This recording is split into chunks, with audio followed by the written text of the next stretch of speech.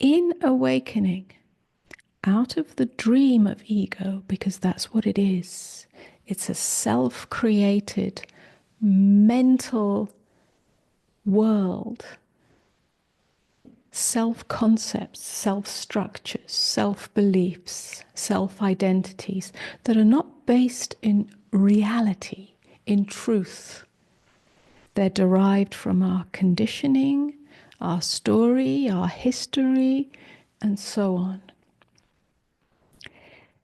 In this moment, in this truth, in this nakedness, the naked awareness, there is no reality to it. When we wake up out of that dream, which is the spiritual journey, which is awakening,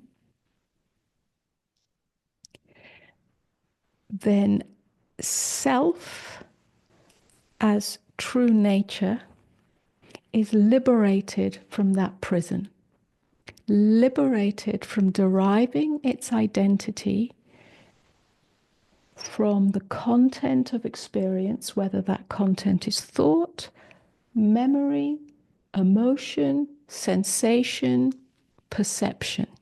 It's liberated from that. What remains? What remains is not nothingness. It cannot be nothingness. What remains is what I call the pure I. This is ego, because ego means I, derived from Greek.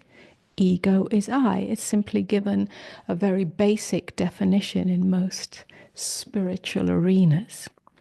So you could say it's the death of ego at this end of the spectrum.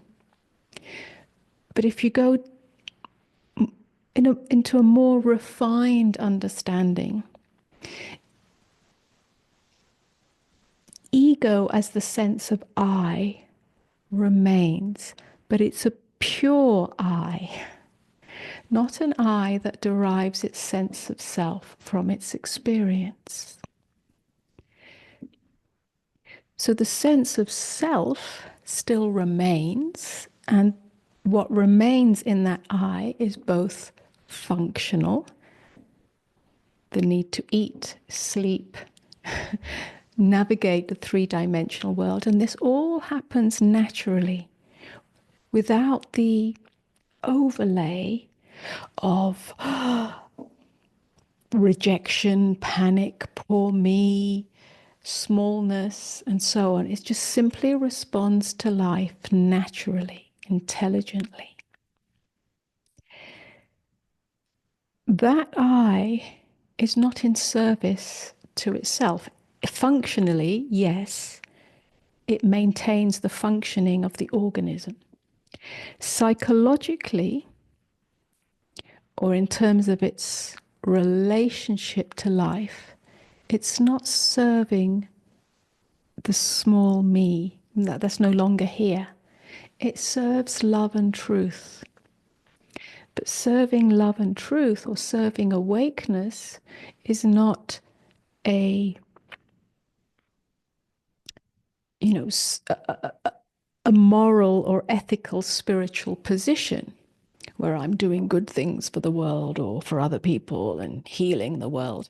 It's not coming from the me identity. It's a natural service that arises to that which is inherently awake in all things. It cannot do anything else but serve that. Service implies a separation. There's a self that's serving something. And on the periphery, there's a truth to that.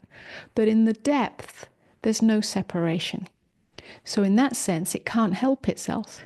It cannot be helped that life is given, this life, which is not separate to life, is given to that, whether that's in the minutiae of the everyday life or in the bigger picture, if you like. So it can no longer, that which is the I that expresses itself through the individuation, because obviously the body and the human being is still here in awakeness. it cannot possibly ever give its allegiance to that which is not true. It can never give its allegiance to that which is not love.